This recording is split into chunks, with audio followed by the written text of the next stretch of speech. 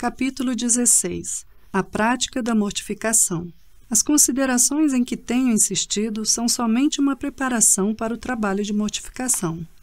É o trabalho do coração para o trabalho que desejo apresentar-lhe. As orientações para a obra de mortificação são bem poucas. Na verdade, apenas duas. A primeira é viver total e exclusivamente por meio da confiança em Cristo. A segunda é buscar o Espírito Santo que sozinho mortifica o pecado. Confiança na suficiência de Cristo. Evite as armadilhas da cobiça, enchendo sua alma da percepção de todas as provisões disponíveis em Cristo Jesus. Além disso, reflita no fato de que você não tem capacidade alguma em si ou por si de resistir à sua condição pecaminosa. Quando estiver exausto da luta e pronto a desistir, sempre haverá o bastante em Cristo para lhe dar o livramento. Veja Filipenses 4:13. Quando o pródigo estava pronto para desmaiar e ainda tinha muito caminho pela frente, ele o sustentou, para saber que havia comida de sobra na casa de seu pai. Lucas 15:17. Do mesmo modo, considere o tesouro de força, poder e ajuda à sua disposição. Veja Isaías 40:28-31. E para a sua sustentação em Cristo. Veja João 1:16, Colossenses 1:19. Agir pela fé na plenitude daquilo que há em Cristo para suprir todas as nossas necessidades é uma maravilhosa maneira de permanecer nele. Que a sua alma declare, abre aspas, por que você reclama, ó Jacó, e por que se queixa, ó Israel? O Senhor não se interessa pela minha situação? O meu Deus não considera a minha causa? Será que você não sabe e nunca ouviu falar? O Senhor é o Deus eterno, o Criador de toda a terra. Ele não se cansa nem fica exausto, sua sabedoria é insondável. Ele fortalece o cansado e dá grande vigor ao que está sem forças. Fecha aspas. Isaías 40:27-29. Ele nos assegura que a sua graça é suficiente. Veja 2 Coríntios 12:9. Eleve suas expectativas em relação a tudo aquilo que Cristo pode fazer por você. Abre aspas. Assim como os olhos dos servos estão atentos à mão de seu Senhor, fecha aspas, Salmo 123:2, também podemos esperar a ajuda de Cristo. Os discípulos perguntaram, abre aspas, para quem iremos? Fecha aspas. João 6:68. Cristo diz, abre aspas, sem mim vocês não podem fazer coisa alguma, fecha aspas. João 15:15. Quando somos fortalecidos com poder em nosso ser interior, Cristo pode habitar em nossos corações pela fé. Efésios 3:16-17. Nele somente, abre aspas, habita toda a plenitude, fecha aspas. Colossenses 1:19. É plenitude e graça sobre graça. João 1:16. Todas as outras maneiras e recursos aos quais possamos dirigir nossas expectativas são fúteis e inválidos. Ao voltar nossas esperanças a Cristo e a Ele somente, encontramos sua ternura. Ele é o grande sumo sacerdote à direita de Deus. Veja Hebreus 4:14. Abre aspas. Assim como uma mãe consola seu filho, também eu os consolarei. Fecha aspas. Diz Deus em Isaías 66:13. Ele tem a ternura de uma mãe com uma criança de colo. Veja Salmo 131:2. Abre aspas. Por essa razão era necessário que ele se tornasse semelhante a seus irmãos em todos os aspectos, para se tornar sumo sacerdote, misericordioso e fiel com relação a Deus e fazer propiciação pelos pecados do povo. Fecha aspas. Hebreus 2:17. Como Cristo pode nos ajudar com tamanha ternura e compreensão? Porque, abre aspas, tendo em vista o que ele mesmo sofreu quando tentado, ele é capaz de socorrer aqueles que também estão sendo tentados. Fecha aspas. 2:18. Ele se compadece de nós para nos ajudar. Veja Hebreus 4:15-16. Considere também a fidelidade de Cristo. Ele prometeu nos ajudar e nos livrar de nossa angústia. Deus compara a sua aliança conosco às leis celestes, leis que sustentam o sol, a lua e as estrelas em suas trajetórias. Veja Jeremias 31:35-36. Davi esperava na fidelidade de Deus como vigia pela manhã. Veja Salmo 130:6. Ele era um evento diário e previsível.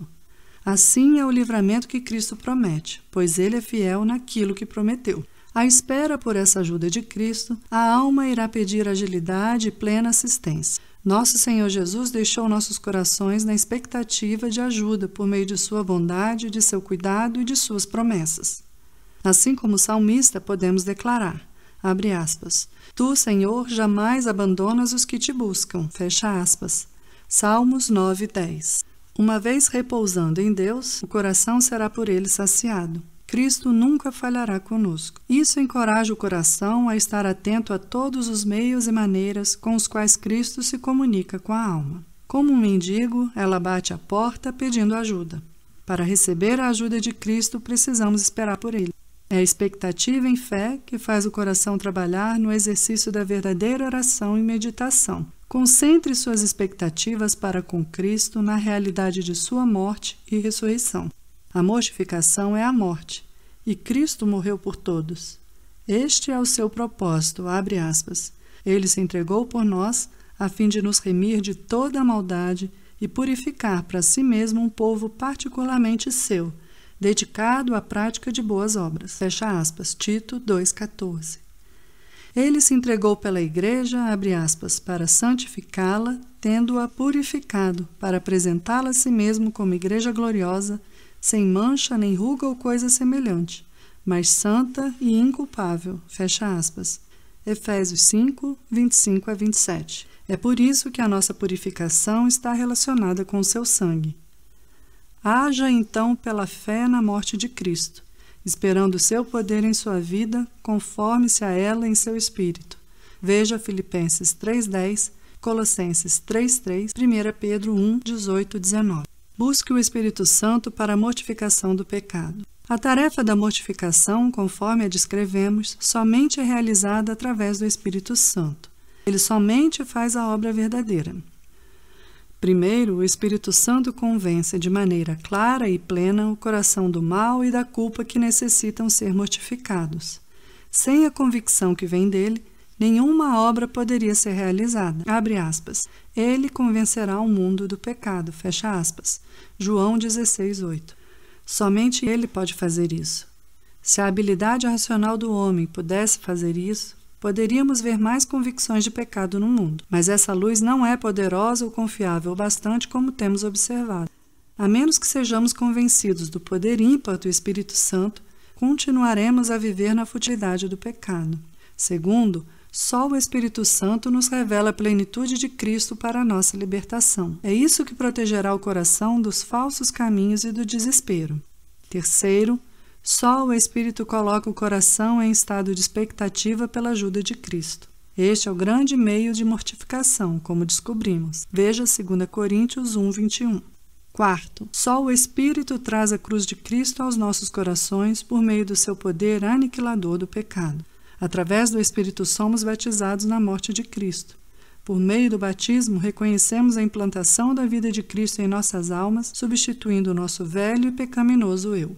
O apóstolo escreve, abre aspas, sabemos que o nosso velho homem foi crucificado com ele, para que o corpo do pecado seja destruído, não mais sejamos escravos do pecado. Fecha aspas. Romanos 6:6. Quinto, o Espírito é o autor e consumador da nossa santificação. Ele fornece os recursos e as novas influências da graça para a santidade e a consagração, e faz isso quando o princípio contrário da carne é enfraquecido. Veja Efésios 3, 16 a 18. Finalmente, em todos os relacionamentos da alma com Deus, temos o apoio do Espírito Santo. Onde mais recebemos esse poder, essa vida e esse vigor de oração? De onde vem a nossa eficácia para vencer com Deus? Não é do Espírito? Ele é chamado de, abre aspas, Espírito de súplicas, fecha aspas, prometido àqueles que, abre aspas, olharão para mim, aquele a quem traspassaram, fecha aspas, Zacarias 12:10. É o Espírito que, abre aspas, intercede por nós com gemidos inexprimíveis, fecha aspas, Romanos 8:26. O Espírito é o grande elo e o caminho para a vitória da fé com Deus.